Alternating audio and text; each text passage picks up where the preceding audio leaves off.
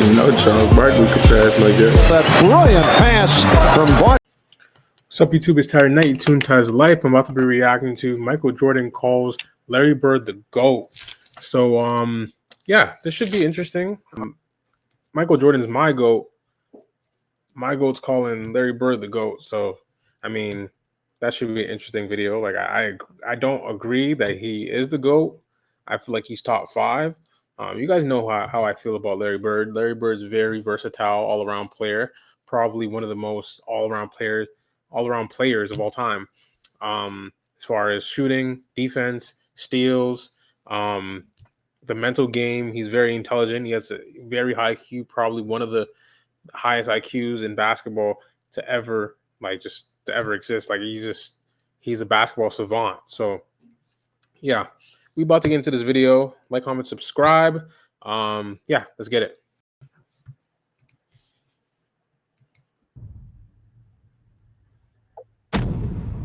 He takes it up, he'll shoot too. Larry Bird seems to be forcing going to the hoop. He must have something to prove here tonight. I don't know. As soon as Michael Jordan entered the league, Larry Bird and the Celtics were coming off of an NBA championship, and Jordan got to see Bird's greatness up close and personal. And although Michael Jordan was averaging 28 points, 7 rebounds, and 6 assists per game, the Celtics were about to give this rookie his welcome to the league moment. And lesson number 1, Larry Bird is the best player on the planet, and he can do whatever he wants to on the court. As the Bird shooting. Larry's coming off a 40-point night in Denver. Looks like he's picking right up where he left off. Marty Glickman doing the play-by-play. Right into the pocket. No need to identify that last one.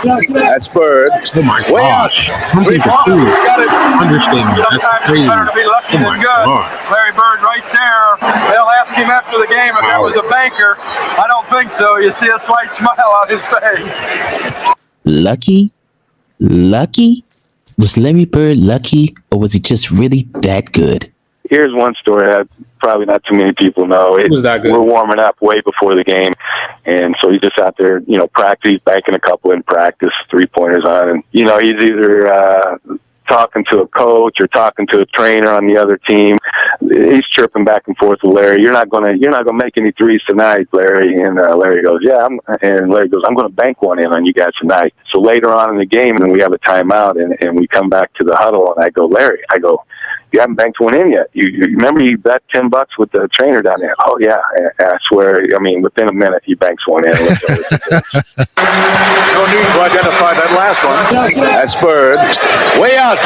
3-pointer. Got it. Sometimes it's better to be lucky than good. Larry Bird right there. They'll ask him after the game if that was a banker. I don't think so. You see a slight smile on his face. From the outside looking in, it looks like a lucky shot. But as Quinn Buckner recalls, while playing with Larry Bird on the Celtics, Larry Bird did this kind of thing all of the time. When I got to Boston, he was the first person I went to. And I got to watch him in his heyday. And I'm telling you, what you saw in the game wasn't even close to what he did in practice. Really? I can't even tell you the kind of... I'll give you an example, and this is just a small example. If you're playing, shootout where everybody has to shoot the ball at the basket and try the first one to get them in, Larry could literally hit your ball in the air and knock his in the basket, and would do that. If you're about to win, he would do that. He'd hit your ball in the air and let your ball knock his in the rim. Wow. And deflected off your ball. Off your ball. Yeah. It's incredible. And he did things like that when he just felt like being basically superior because he was good enough that he could do all of those things all the time. And during this 3-point shootout, as Larry Bird hit 11 straight threes, he decided to hit one off the backboard just for fun. Oh, wait a second. Crazy. So was it luck or skill? Well, don't take my word.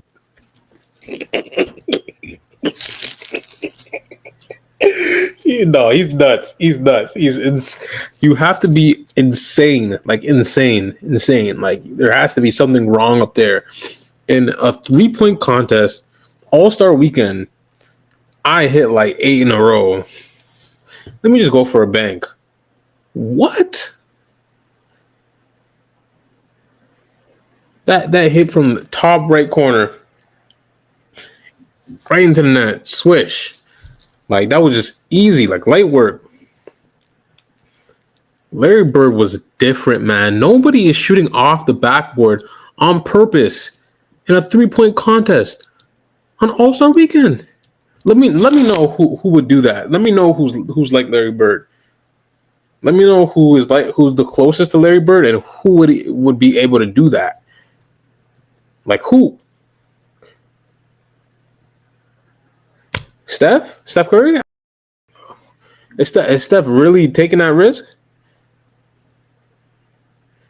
I mean, I think Steph is the greatest shooter of all time, but like, there's certain stuff that Larry Bird does that I don't know if Steph would do or would be able to do. Sometimes I'd be thinking that, and then there's things that I don't think Larry Bird would do, or maybe he was capable, but it just wasn't that wasn't his time. Like pulling like freaking 60-footers. I don't think he probably saw any point to that. He probably could do that, but yeah, Steph Curry's probably one of the first people I've seen do like freaking pull from like 70 feet, 60 feet off of just dribble moves. You know what I'm saying? But Larry Bird, though, his mentality isn't even just about his skill. It's his mentality, the confidence he has. No one's doing that. No one's going for a bank shot in the 3-point contest. That's absolutely insanity. Like, it's absolute insanity. Like, it's crazy. Take it from Michael Jordan himself, who played against Larry Bird when Larry was at the peak of his powers. I get so many questions about Larry Bird, and the thing is was he really that good? Yeah, I said, yeah, he was really that good. White, black, green, and yellow. He was really that good. When you see a player like Luka and you see a player like Dirk, they were great players, but they're not Larry Bird by no means. And you have to have a great appreciation to play against a guy who athletically every single night he was at a disadvantage, but yet mentally and the way that his work ethic was, he was way above the game. He was way above everybody else. Here's Jordan driving. Oh, did he hang? A running right-hander from the left side. And there's Bird. Light him up. He's got 11 points thus far. And the Celtics lead by 9. He makes them up as he goes along. Oh, my God. You know, Shaquille O'Neal thought that Larry Bird was a lucky shooter as well, until he saw it up close and personal. And you missed Bird, right? By a year? Crazy. Yes, I missed Bird by a year, but I wasn't a fan of Larry Bird growing up because I thought everything he did was lucky. But then when I did, like I had a friend named Mitch Roberts. I was Magic and Mitch was Bird. And Mitch could do the same thing Bird. Mitch had the long hair and he did everything Bird did. One day we was playing a 7-game series and it was tied 3-3. And he shot that same over the backboard shot that Bird did. I was so mad. We instantly got into a fight. But, when I started, getting older and, seeing guys putting in work, I realized that he is one of the greatest players ever, and it's not luck. It's all skill. We're not calling that many fouls tonight. Bird underneath and deep. Oh, he protected that ball. Did you notice he protected it with his body and laid it in left-handed as he banked it through? Boston playing a little bit. Again, Bird. Larry Bird has made his mind up that he is going to do it tonight. He's got 17. And though Larry Bird would always carry the Celtics to a big lead, when he came out of the game, his teammates would do stuff like this. Wedman with it. Underneath. Ainge with an air ball. Second personal foul for Jordan. Wedman all the way in. Celtics still by 9, missing a few bunnies here tonight. Ainge underneath. McHale lost it. Good hands by Wedman. When Larry Bird goes out of the game, the Celtics will lose a lot of things because Bird does a lot of intangibles. But even if his teammates were too clumsy to handle Larry Bird's passes, Danny Ainge back there. There's Bird with it. Nice pass underneath. McHale missed it. Blocked by the rim. or too nervous to finish wide open layups at the basket.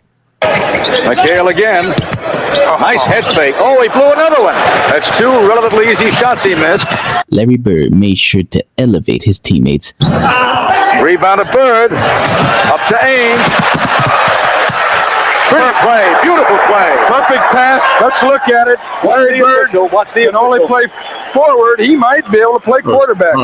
Like in college, when he took Indiana State all the way to the national championship game with no other stars on his team. Game is over. They're on to the Final Four. Because Larry Bird was the master of doing more with less. Larry had to do more with less. I think, frankly, that Larry Bird getting the 19. Okay, I get what they're saying, but like, yeah, okay. In NCAA, yeah, he definitely had to do more or less. He had players on his team, but he didn't have all like state players. He didn't have all American players on his team. It was basically just him as all American talent, one of the best forwards, or probably the best forward at his position, or even the best player in the U.S. On a college team. Going against Magic Johnson, of course, like it was probably debatable at the time, but yeah, like he didn't really have the help like that, like a high, like a high major, whatever you call it, school. So, I mean, yeah, but his team, his Boston team, I know there's clips that we see the clips like they're not really playing well, but you're just showing their low lights. Boston was a good team. Boston is an all-time team. Mikhail had some like a couple missed layups, but that happens. I mean, like you gotta have some missteps, but Mikhail is a Hall of Famer. It's not like get that messed up. It doesn't matter if like it doesn't matter if Bird made him a Hall of Famer or allowed him to be a Hall of Famer based off playing with him. He still developed into a good player, a great player at that. And then Robert Parrish, like even if Larry Bird helped them get up there to being one of the best players at their positions, they still developed. They still got there. So the players on this team are still good. You know what I'm saying? So like, but let's not act like these players were bums. Let's not act like these players are bums. Like these players are good. The fact that they're even able to develop to get to that point of being a Hall of Famer, it says a lot. Some players are not even able to do that. So, you know what I'm saying? So he had some players on his team. Like I could understand how the flow of the game changes because Larry Bird's off the court and he does so much, but he still had good players on his team. Let's not say he didn't. That's a lie. Larry had to do more with less. I think, frankly, that Larry Bird getting the 1978-79 Indiana State team to the finals with a 33-0 record is the single greatest personal achievement in the history of college basketball. Yeah. But Shannon, you grew up a fan of one Larry Joe Bird. And I got to tell you, the harder I look at what Larry Bird did with an Indiana State team, Larry Bird went from French Lick, Indiana to Terre Haute, Indiana. You know how I always joke about how Tom Brady would go out before games and pick 3 guys from Dorchester and say, you 3 guys come down here and you're going to be my receivers. Well, Larry Bird basically picked 4 guys from Terre Haute and said, you guys come out here and let's go try to win the NCAA championship. And Larry Bird took them to 33-0. And when you look at what they did, we've never seen anything like that. It's just hard to go that far with that little. And Larry Bird did so much with so little. And just like he did in college, Larry Bird came in the NBA and took the second worst team in the league to a championship in only 2 years, completing the greatest single season turnaround in NBA history in only his rookie year. And the only reason that you know any of the other Boston Celtics players of the 80s is because Larry Bird took them the heights that they would have never reached without him. No, it was an air ball. It was only hit the rim. Bird scored. Bird has scored 30 or more points in his last 5 games. He now has 30 points, and there's still a 4th quarter to go. The other night, Larry Bird had 30 points, 12 rebounds, 10 assists, 9 steals in 3 quarters, and sat out the 4th quarter. Is that some kind of game?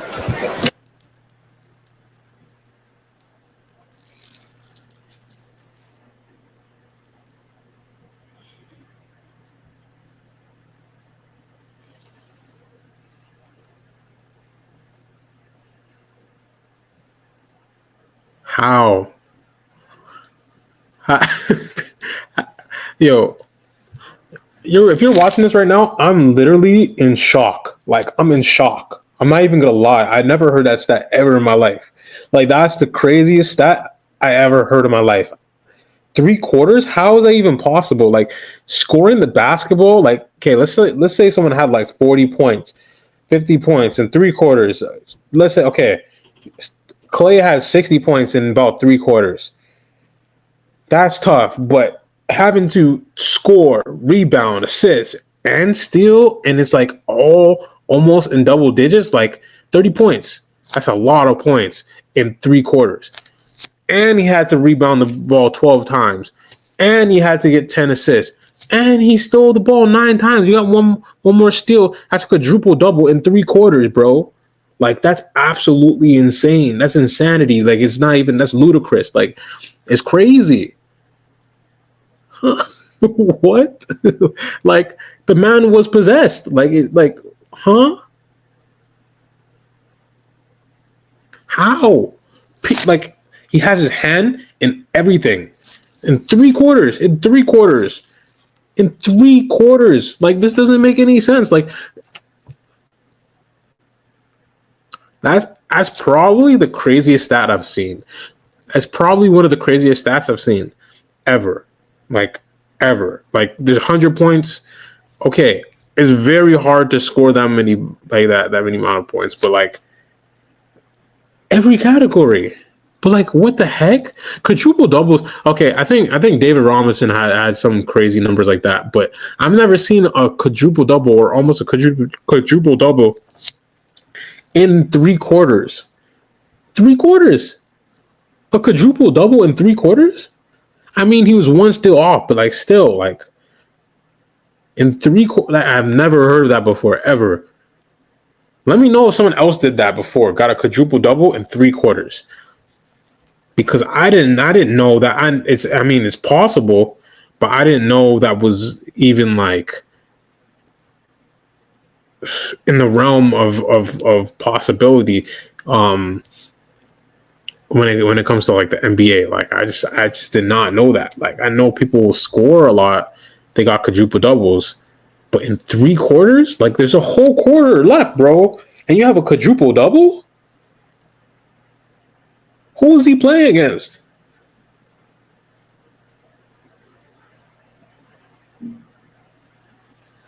It sounds like playground numbers. You're playing all day, like, and you get those numbers. But in 3/4, yo, I know. I'm literally in shock. Like, that's absolutely crazy. Like, is this real? Like, this is real? 30 points, 12 rebounds, 10 assists, 9 steals, and 3. Okay, let me go on. I'm just, wow. I'm just in shock, man. Yeah. Let me know if you guys had the same reaction when you heard about this stat, or maybe you watched the game yourself. If this is, like, part of your generation, like, Larry Bird, the 80s, like, if this is what you grew up on, let me know if you had that same type of reaction and that type of, like, awe, because this doesn't make any sense to me. This is absolutely crazy. Quadruple double in 3/4, bro. Yo, that man is a monster. So it could have been the first quadruple double ever. That's what I heard. I'm out. He is the epitome of the complete basketball player. I mean, just imagine how many assists Larry Bird would have had if his teammates were good enough to catch simple passes like this. Sets up once again. Good pass to Paris. Paris was not expecting it. Or finish simple plays like this. Lead pass to Paris. So when people say that Larry Bird played with Hall of Famers, I'd beg to differ, because his teammates were not Hall of Fame talents individually and then joined forces to create a super team like some people I know. But Larry Bird took relatively unknown players and made them into Hall of Famers. Big difference, because when Larry Bird is on your team, everybody wins. And he taught Michael Jordan that the hard way. Ainge with it, and now Johnson, and now Bird. You know, when he throws them up, it doesn't look as though he can miss. When he misses, it's surprising. Bird for three. Oh, it's blowout time. The Bulls are going to be very careful. Now Bird has room. Well, super job. Nice down screen by Parrish. Bird, Larry must have made his mind up to fire tonight. Oh my He's taking shots from everywhere. And while Michael Jordan was forcing up shots on double and triple teams, Jordan forces a jump shot, no good. Yo, psycho. Larry Bird was getting open shots after a picture-perfect fast break. To go in this game. Well, Jordan all the way. Off the glass, all right. McHale up to Ainge. Fast break, 4-on-3. There's Bird. Bird has 32.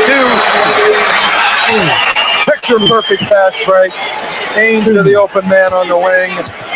96-81 Boston. As the Celtics took their foot off the gas, the Bulls started to get a little bit of life. Haley down the middle. There's Jordan. Woo! That's Michael Jordan. 11-point lead for the Celtics again now with 2 minutes and 55 seconds to go in the game. Because whether you double team him or triple team him, Michael Jordan is still Michael Jordan. Jordan looking to operate. Here he comes. He'll get it up on the glass. Basket counts, and he was fouled in the act of shooting as well. He hasn't really tried to do a lot of this until late in the game. Gets the roll there, chance for a three-point play to bring the Bulls within 8. Kevin Logreach cheerleading on the bench. Ball knocked away. Chicago ball, another opportunity for him. Give it up, Juwan. Green lays it in. The Bulls on a run. Yeah, Boston 107, Chicago 101. 1:59 to go. As Dennis Johnson missing.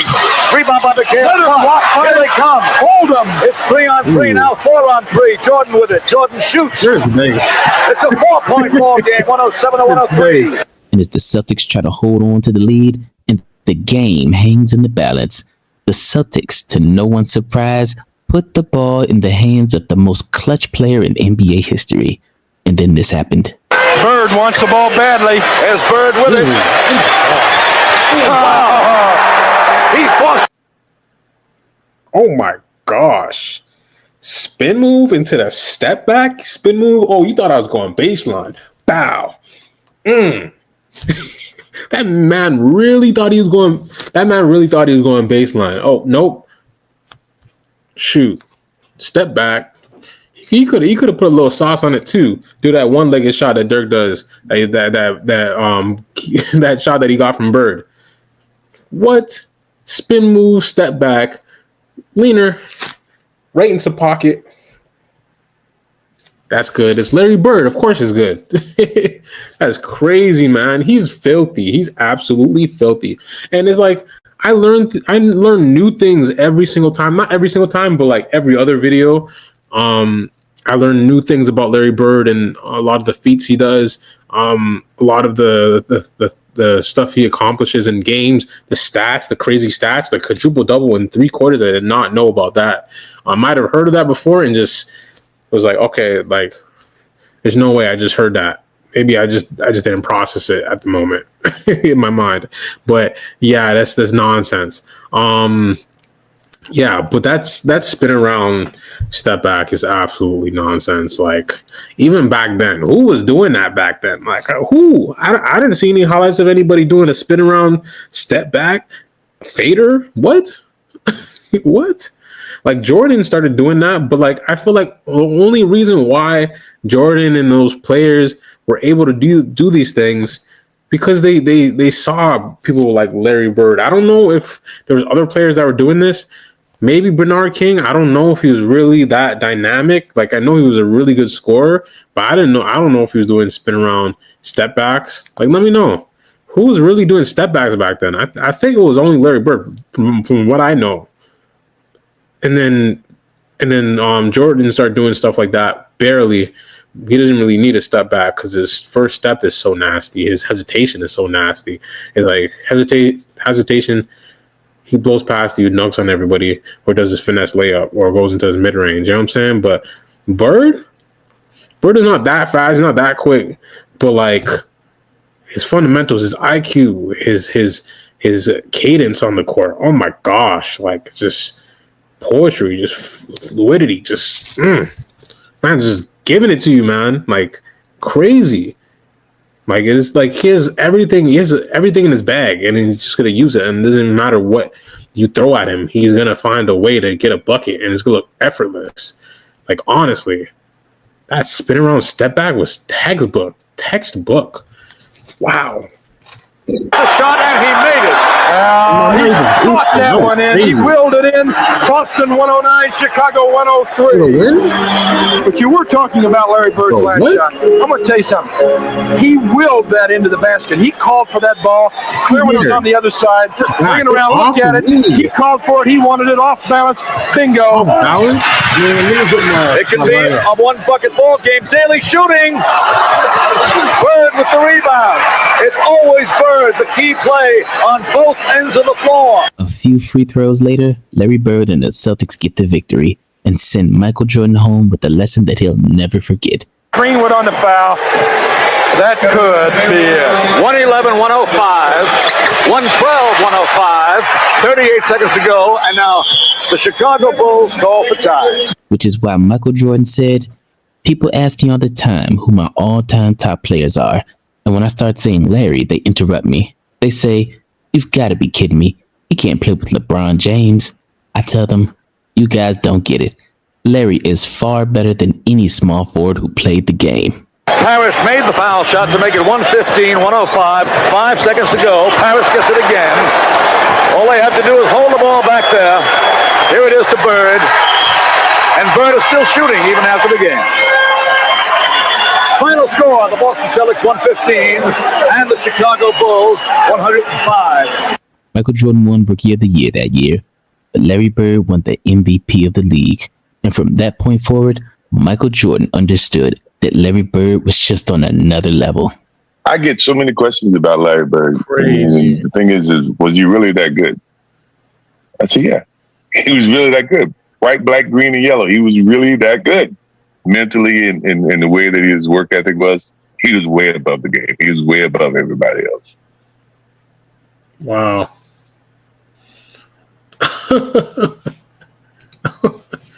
Oh my gosh. Wow. Wow. That one was crazy. Like, honestly, insane. Like, what? Oh, that was too much. Triple-double. I mean, not triple. Quadruple. I was listening to the numbers, right? The man was like 32 points, 12 rebounds, 10 assists. Okay, he's going to stop there, right? 9 steals. I'm like, wait, whoa. Hold up. Hold up. 3 quarters.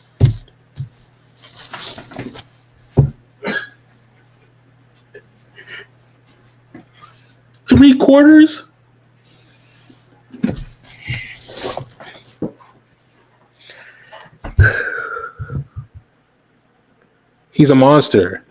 He's an absolute monster. It doesn't make no sense. It doesn't make any sense.